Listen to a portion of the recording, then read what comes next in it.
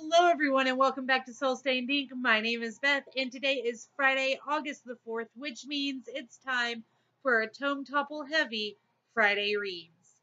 So I am already in the middle of, well, not in the middle of, into the first few chapters of a couple of books for Tome Topple. The first of those being The Angel's Game by Carlos Ruiz Zafon, and you can't really see that. I've got it on Audible. My library didn't have a physical copy or the audiobook on hand. Overdrive didn't have it, but Audible had it, which makes me super happy. I am in love with his writing style.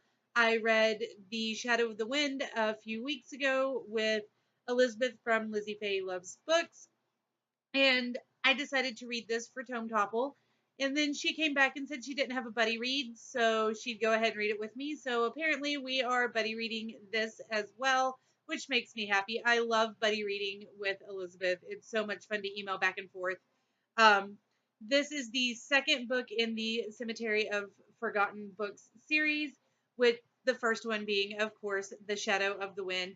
If you haven't checked it out, you definitely should. It's creepy, kind of crime novel, thriller, book lover heaven kind of mashup, all about writers and stories and loving books and Barcelona and the Civil War, and just check it out. This book is more of a companion than a direct descendant of the previous story. However, I am absolutely enjoying it anyway. I'm about halfway through chapter 2, 2.5-ish hours into the audiobook, maybe. Yeah, I'm about an hour and 45 minutes, 2 hours in. I was overestimating myself. Um, it's absolutely delightful.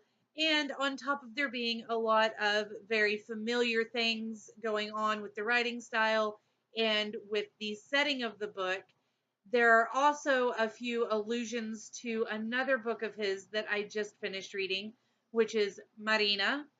I loved that book. It was amazing and just so creepy and a departure from, but still a very familiar feeling of Carlos Ruiz Zafon's other work that I had read, that I was just bowled away. It was amazing. And to have that allusion into this book as well is just making me so happy, which is why I'm rambling on and on and on during a quick Friday reads. The other audiobook I have, I would show you, but it's white with black writing and the glare, no matter how I do it, you can't see the cover. It's Jonathan Strange and Mr. Norrell by Susanna Clark.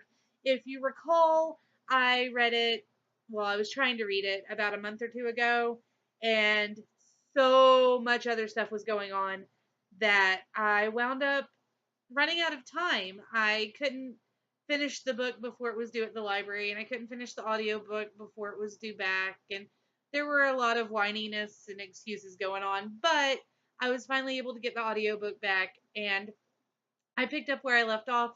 I was about 10 hours into the 32-hour audiobook, and I'm almost 12 hours in now. I've listened to almost 2 hours of it today.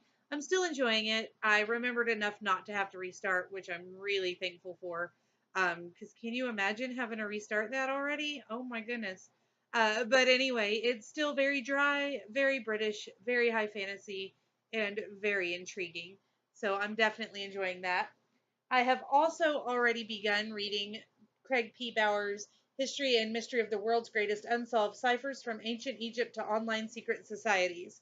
I am about an eighth of the way through the first chapter because the first chapter is 88 pages long.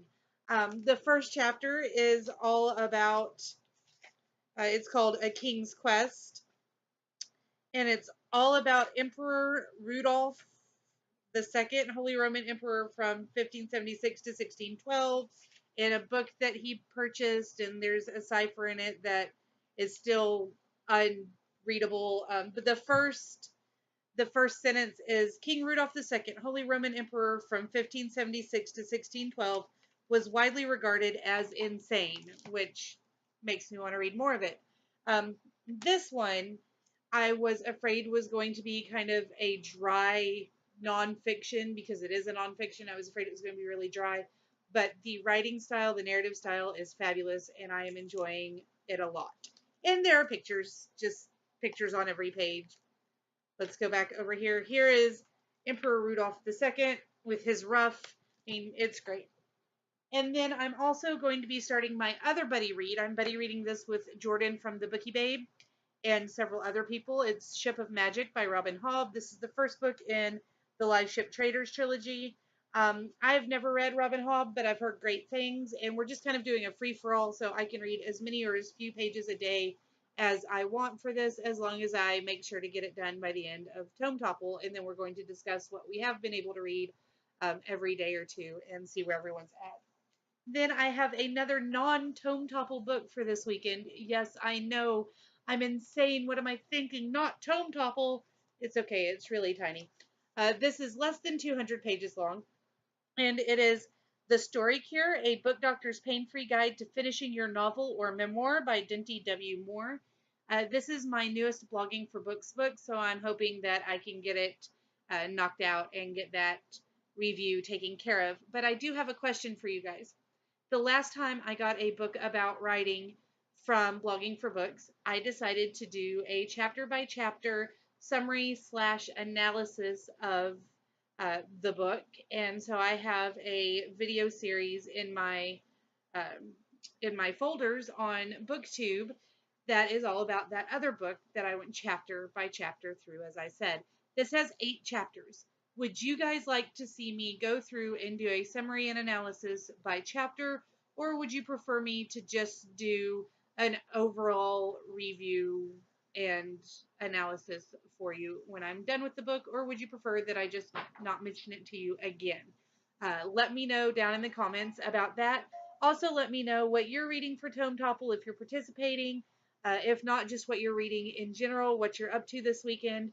If you would like to link up your Friday reads or Tome Topple videos and Instagrams down below so everybody can check them out, please do so. I would love to go and support your channels as you support mine. If you're new, don't forget to subscribe to the channel while you're at it. Give this video a big thumbs up if you enjoyed it. And I will talk to you guys again very soon. Until next time, I hope that you read something good and write something even better. Bye.